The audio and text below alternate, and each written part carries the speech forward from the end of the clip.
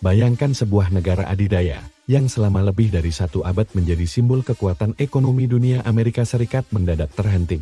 Kantor-kantor pemerintahan tutup, ribuan pegawai negeri dirumahkan tanpa gaji, pasar saham bergetar hebat, dan seluruh dunia menahan napas. Inilah kisah tentang bagaimana satu keputusan politik di Washington DC bisa mengguncang ekonomi global hingga ke akar-akarnya. Sebuah kisah kelam tentang shutdown pemerintah dan bagaimana peristiwa itu menjadi titik balik kehancuran ekonomi Amerika Serikat. Semuanya berawal dari sesuatu yang tampak sederhana, perdebatan anggaran di Kongres. Setiap tahun, pemerintah federal Amerika harus menyetujui rancangan anggaran untuk membiayai segala hal mulai dari militer, infrastruktur, hingga gaji pegawai negeri. Namun kali ini, Kongres terbelah. Partai-partai besar saling menolak usulan satu sama lain, terjebak dalam pertarungan politik tanpa akhir. Ketegangan meningkat, sementara batas waktu pengesahan anggaran semakin dekat, dan pada suatu malam yang dingin, di Washington, waktu pun habis. Tidak ada kesepakatan, tidak ada anggaran, tidak ada dana untuk menjalankan pemerintahan. Dalam sekejap, pemerintah Amerika Serikat resmi shutdown. Dampaknya langsung terasa. Lebih dari 800.000 pegawai federal tiba-tiba kehilangan akses ke tempat kerja mereka. Bandara mulai kacau karena petugas keamanan penerbangan terpaksa bekerja tanpa bayaran. Layanan publik yang vital berhenti total. Taman-taman nasional ditutup, penelitian medis penting terhenti. Bahkan sistem bantuan sosial untuk masyarakat miskin tertunda. Bagi banyak keluarga kelas menengah, gaji dari pekerjaan pemerintah adalah satu-satunya sumber penghidupan. Mereka mulai kesulitan membayar tagihan, cicilan rumah, dan biaya sekolah anak-anak mereka. Di saat yang sama, para investor di Wall Street mulai panik. Indeks Dow Jones dan SP 500 anjlok dalam hitungan hari. Terasa percaya terhadap stabilitas Amerika yang selama ini dianggap tak tergoyahkan mulai terkikis. Shutdown, yang awalnya dianggap hanya sementara, berubah menjadi bencana berkepanjangan. Efek dominonya menyebar ke dunia usaha. Perusahaan-perusahaan swasta yang bergantung pada kontrak pemerintah terpaksa memutus hubungan kerja ribuan karyawannya. Proyek-proyek infrastruktur besar berhenti di tengah jalan. Pesanan militer yang vital dibatalkan, dan rantai pasokan nasional mulai terganggu. Bank-bank mulai menahan kredit karena takut pada ketidakpastian ekonomi yang semakin menjadi-jadi. Pasar properti anjlok, dan bahkan perusahaan-perusahaan teknologi raksasa yang sebagian besar beroperasi di bawah regulasi federal, mengalami gangguan besar dalam perizinan dan pengawasan. Sementara itu, di luar negeri, para investor asing mulai menarik dana mereka dari pasar Amerika. Nilai tukar dolar mulai melemah drastis, harga komoditas global berfluktuasi liar, menciptakan kekacauan di pasar dunia. Namun, yang paling berbahaya bukanlah angka atau statistik, yang paling mematikan adalah hilangnya kepercayaan. Selama puluhan tahun, dunia memandang Amerika sebagai jangkar stabilitas ekonomi global. Dolar AS adalah mata uang cadangan dunia. Dan obligasi pemerintah Amerika dianggap sebagai investasi paling aman di planet ini. Tapi kini, semua itu berubah. Dunia melihat sebuah pemerintahan yang bahkan tidak bisa menyetujui anggarannya sendiri. Obligasi Amerika yang dulu diagungkan mulai diragukan. Lembaga pemeringkat kredit bergengsi seperti Moody's dan Standard & Poor's menurunkan peringkat kredit Amerika Serikat. Investor global mulai panik dan beralih ke mata uang lain, euro, yuan, bahkan emas.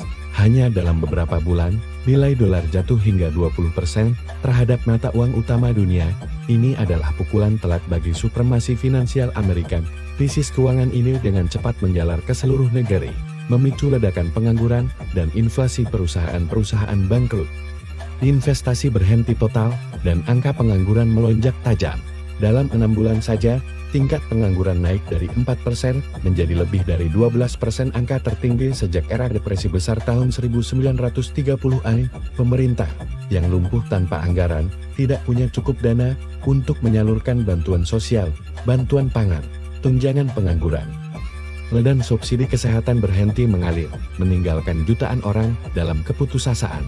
Dan ketika produksi menurun, sementara dolar terus melemah, harga barang-barang meroket, inflasi mencapai 2 digit, bahan-bahan pokok seperti roti, susu, dan bensin menjadi barang mahal.